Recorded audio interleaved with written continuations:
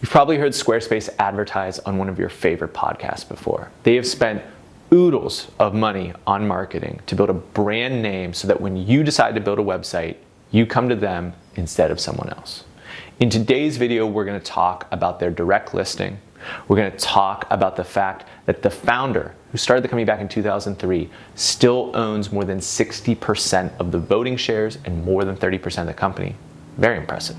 And when we get to the end, we just might have a disagreement in the bull and bear case section of the video. Stay tuned to see which side Hannah takes and which side I take. It is Wednesday, May 19th. This is the Piper Rundown. We analyze business and culture to help you win. Today's rundown is presented by the Going Deep Summit 3.0. Going Deep Summit is coming back on April 2nd, 2022. We could not be more psyched about this, and we hope that you will join us for this momentous occasion.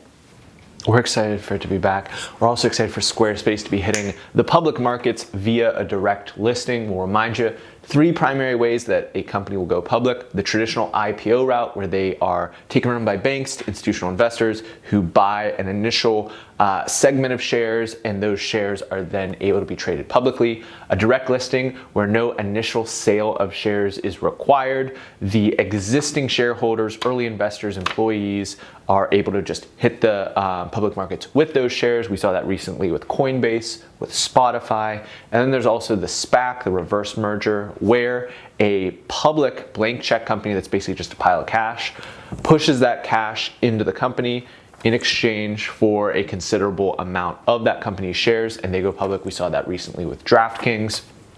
Squarespace choosing that route because just a month ago, they raised $300 million at a $10 billion valuation. So they do not have the imminent need for an infusion of capital that you usually see with either the SPAC or the IPO route. They simply want to get those shares public, get some liquidity for the folks that have been around in this company for a considerable amount of time, the longest of which is Anthony Casalena, who founded this back in 2003 out of his University of Maryland dorm room. Now, Squarespace has raised hundreds of millions of dollars in the private markets, and it is almost a absolute certainty that Anthony has taken some chips off the table. So as he went from owning 100% of the company at its impetus down to the 33% that he currently owns, you would imagine that some of that is just the dilution as they create the new shares for those private investors. But there's also usually instances where founders, maybe take $1 million, $2 million off the table, which basically de-risks their concerns about the company going the distance and achieving such a lofty valuation. There's a calculus that a venture investor might make where they say, this person might cash out early, might not see this reach the heights it potentially could because they haven't yet had some liquidity, had some chips taken off the table.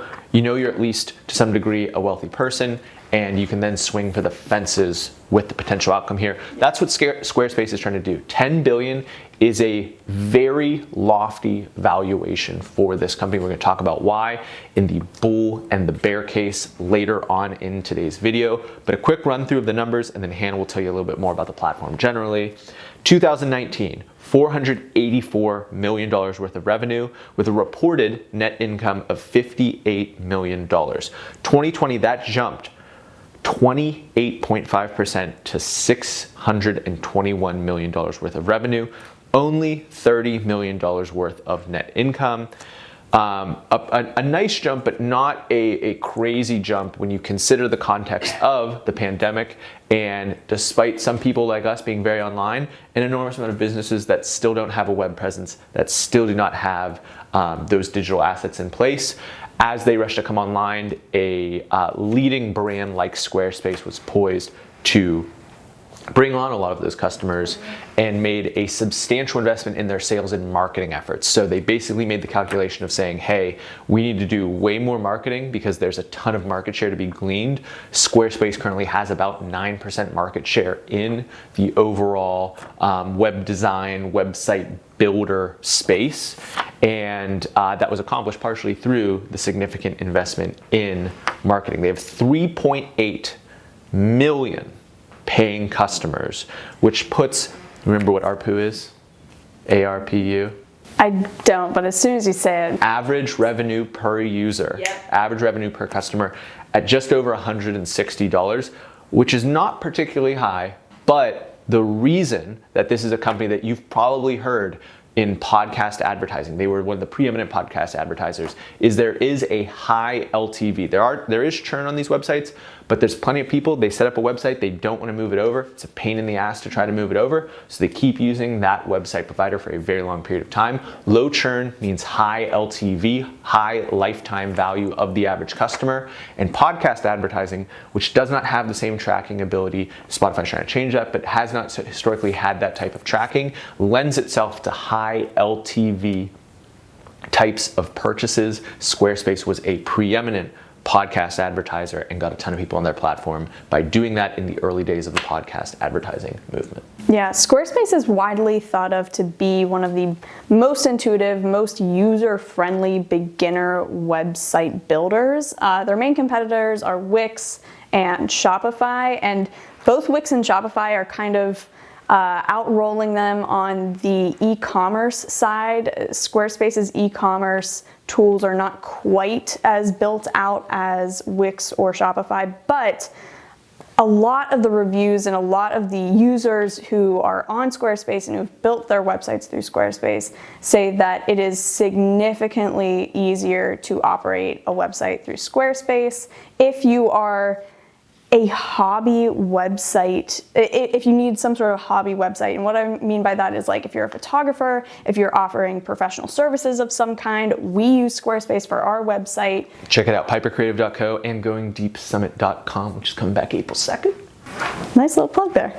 But Wix is, to me, I am always going to go, if I'm deciding between like ease of use, aesthetically pleasing, and really just intuitive design, I'm going to go for the clean, fresh design that is easy to use. And Wix has this reputation of being slightly like clunky looking. I genuinely have not come across a single Wix website that I thought looked professional.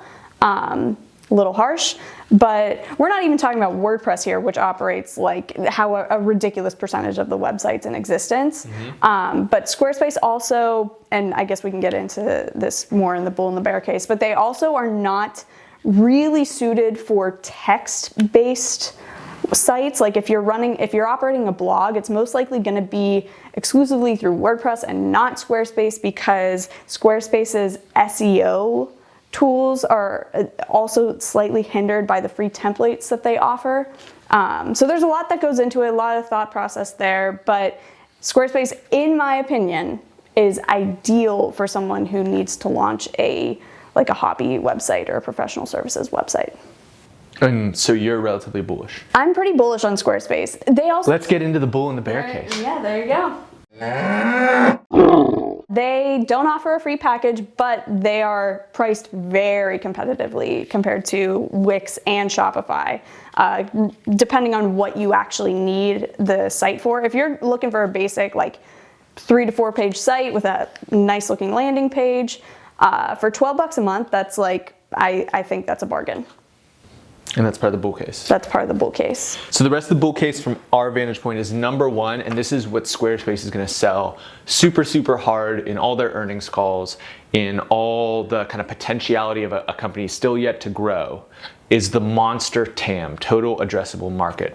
Monster TAM means that in the totality of what all websites on the web could look like in a 2030 environment is significantly larger than where it currently stands, and it's already very, very large. So they've grown to this size while only having 9% market share. And as any company would do, we talked about mortgages a couple weeks ago. everyone thinks that they're gonna gain market share and not lose market share in an environment like this. And so if you think about, and we've also talked about this with like SEMrush and SimilarWeb, where there's this huge tailwind generally on digital marketing, and part of digital marketing is having a website. And if more and more people are going to invest there, more and more people are going to come online, more of the new businesses that are founded, some businesses are going to die, new businesses are going to be founded. Those new businesses are much more likely to have websites than the ones that are dying. Maybe that's why they're dying.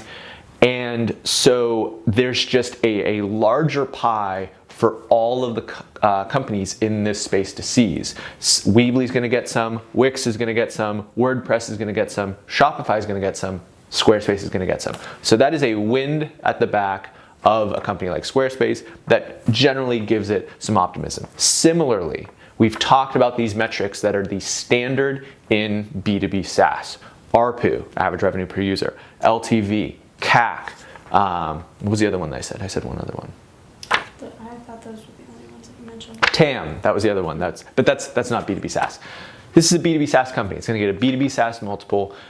Investors have a huge appetite for these companies that have made a significant upfront capital investment into technology and then has the juicy, high margin, recurring revenue associated with the continual payment from these businesses that have a software that is core to that business's functioning. Markets love to see that. That's, I would say, on the bull case side of the Squarespace story. As we get into the bear case, I think this might be one of the more poignant Aaron and Hannah disagreements. So the starting point is exactly what Hannah alluded to, competitors.